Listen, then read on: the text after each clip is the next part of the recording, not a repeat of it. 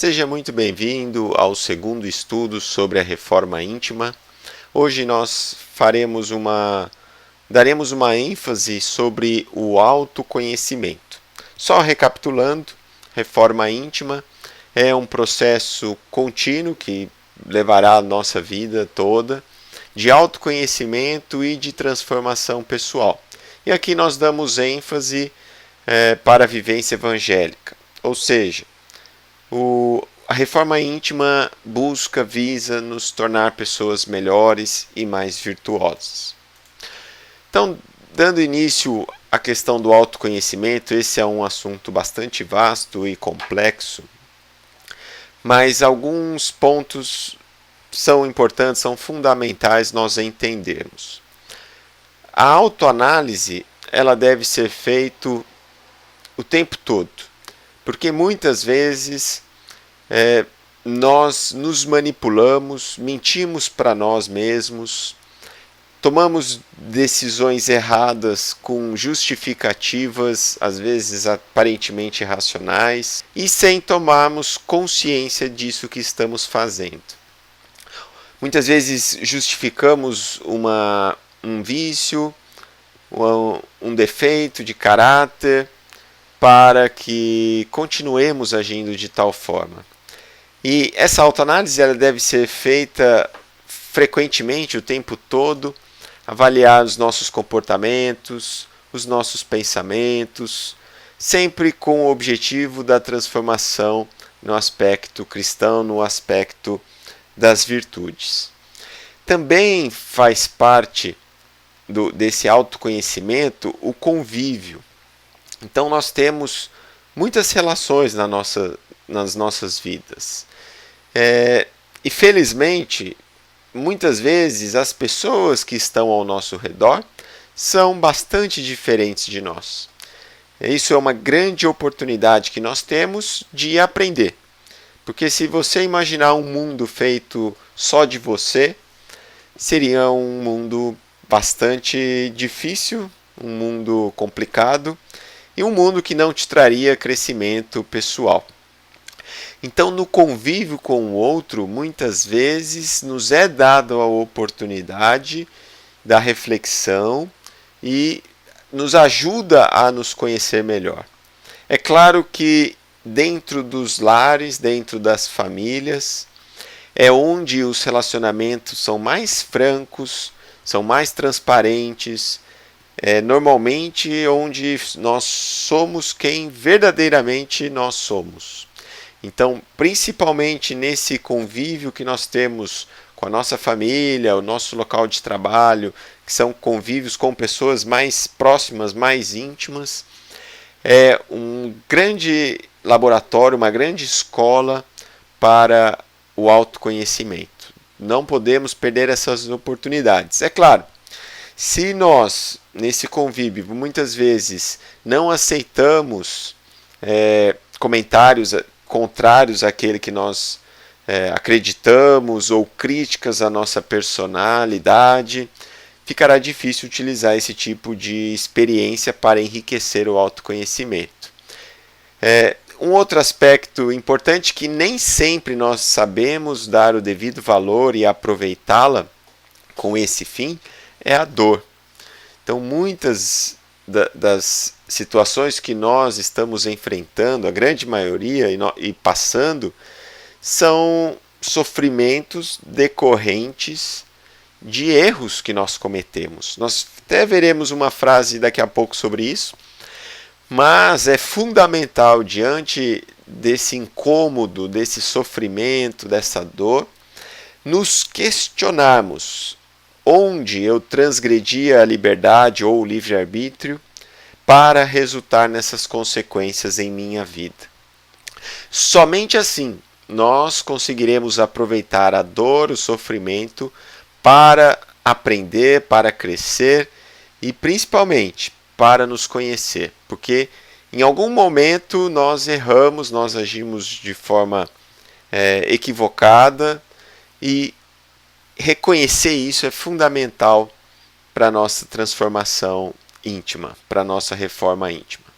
Aqui eu coloquei duas passagens do Evangelho A primeira é lá das bem-aventuranças, a primeira bem-aventurança que Jesus coloca, a pobreza de espírito, os pobres de espíritos. Mas aqui é importante entendermos o que significa isso. Jesus aqui está falando da humildade. A humildade é fundamental no processo da reforma íntima, no processo da busca das bem-aventuranças. Porque se não nos fizermos humildes, se não estivermos abertos para a mudança, para críticas, para sugestões das pessoas que estão ao nosso redor, ou para uma análise um pouco mais fria dos nossos pensamentos, dos nossos comportamentos, será impossível a reforma íntima. Então, quando Jesus fala dos pobres de espírito, ele está se referindo à abertura que nós devemos ter para o autoconhecimento. Porque esse é o primeiro passo, entender aquilo que eu preciso mudar, perceber o quanto ainda eu preciso crescer, perceber os mecanismos que muitas vezes me fazem tomar uma decisão errada ou sustentam um vício físico ou um defeito de caráter na minha vida. E aqui eu trouxe um versículo que está lá em Gálatas, né, de Paulo, falando sobre a colheita e sobre o plantio. Então, de forma geral, e isso é muito comum as pessoas falarem isso, né? Nós plantamos algo e obrigatoriamente vamos colher. Não sabemos quando que essa colheita será feita, mas ela será em algum momento. E dependendo daquilo que nós plantarmos, nós iremos colher. Então, a reforma íntima, ela visa, o objetivo dela é que a gente passe a semear, a plantar apenas coisas boas. Porque todas as ações negativas que eu faço e também as ações positivas que eu deixo de fazer, isso é muito importante, elas em algum momento voltarão para mim. Né? E a gente encontra isso nessa passagem e em outras do Evangelho.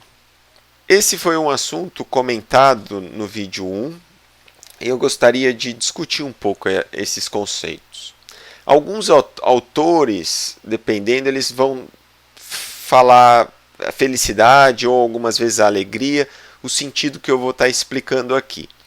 Independente da palavra, se é felicidade ou alegria, eu prefiro o conceituar da forma que eu farei aqui, mas eu já vi pessoas fazendo da forma contrária, mas não importa. O importante é que vocês compreendam essa distinção, essa diferença entre uma coisa e outra, e até onde que essa transformação, essa reforma íntima pode ir e onde ela não vai poder. Bom, a felicidade, ela é um estado de espírito. É uma condição que nós estamos. Então eu posso ser feliz ou não ser feliz. A alegria, ela está relacionada com eventos temporais, normalmente externos. Então vamos trazer alguns exemplos aqui. Eu estou recebendo uma visita de uma pessoa que eu gosto muito, e nesse momento eu me sinto bastante alegre por isso. Eu pude comprar um carro novo, então eu me sinto alegre, sinto alegria por este fato.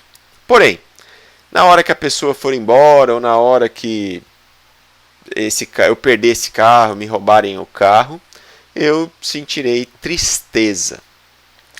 Independente dessas situações pontuais na minha vida, eu posso ser feliz ou eu posso ser infeliz.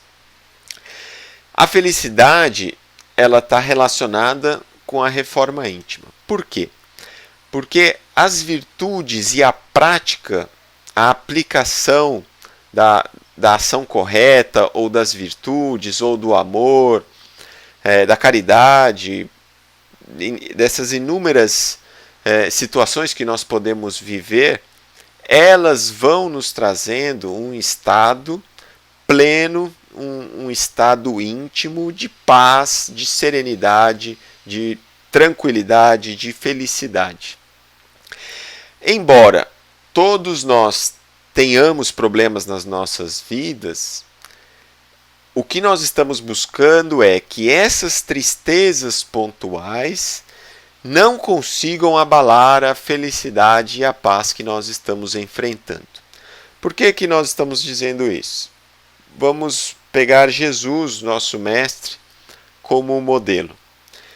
Mesmo naqueles momentos que antecederam a crucificação, o mestre se manteve sereno, tranquilo, em momento algum ele se exaltou, inclusive lá na cruz ele pede: Pai, perdoa-lhes, pois não sabem o que fazem. Então a gente observa que mesmo num contexto extremamente negativo, Jesus se mantém na paz, na felicidade. Então, a reforma íntima nos trará virtudes que nos darão felicidade. Mas a vida, é claro, e isso é parte também do que plantamos anteriormente, continuará trazendo para nós tristezas, situações que muitas vezes não gostaríamos de enfrentar. Mas isso foge um pouco do nosso controle. Agora, a felicidade depende só de nós, é um estado de espírito e não uma condição temporária. Aqui estão algumas perguntas importantes para essa reflexão sobre o autoconhecimento. Eu farei uma leitura rápida, mas o ideal é que vocês deem pause no vídeo, respondam cada uma delas ou copiem. Vou colocá-las também abaixo do vídeo para que possa ser copiado, para facilitar. E pensem sobre cada uma delas. A resposta delas, se você não souber, é porque é urgente a necessidade dessa autorreflexão. Agora, se você sabe, reflita, escreva isso num papel, é fundamental para que você tenha algum ponto de partida para esse caminho que nós faremos através desses estudos e que você também pode fazer na sua vida para a reforma íntima.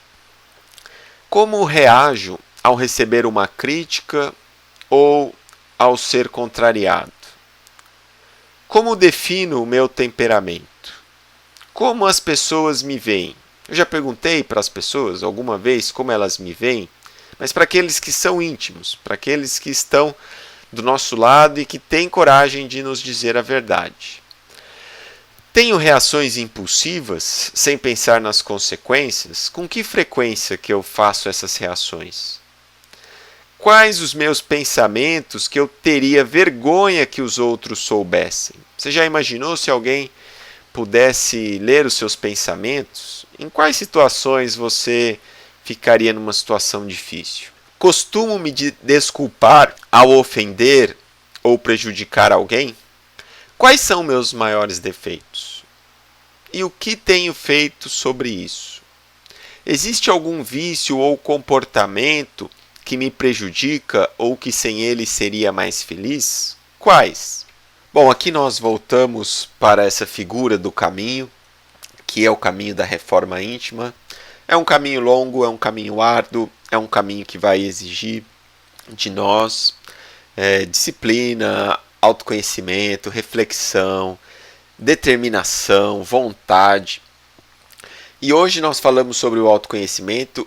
Essas reflexões, elas devem ocorrer o tempo todo nesse caminho, né? São os chamados feedbacks, que nós temos que fazer essa reflexão para poder nos direcionarmos, né? Onde eu estou, para onde eu vou, o que eu tenho que fazer. Então, ao longo de todo esse trajeto da reforma íntima, o autoconhecimento é fundamental.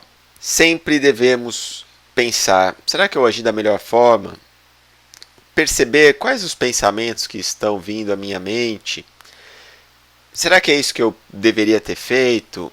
Né? Não no objetivo de muitas vezes nos estagnarmos num caminho ou na indecisão, mas sim como uma abertura para talvez um novo ponto de vista que nós venhamos a ter, ou uma autocrítica mesmo. Então é importante focarem naquelas perguntas. Na internet também a gente consegue achar muita coisa, embora não voltado para esse aspecto, né, do ser, muito mais voltado para o aspecto profissional, mas também pode ser útil. E sempre que puder, ao longo dos próximos vídeos, nós voltaremos com perguntas específicas para cada um dos aspectos que nós vamos trabalhar. Nós agradecemos a atenção de todos e até o próximo vídeo.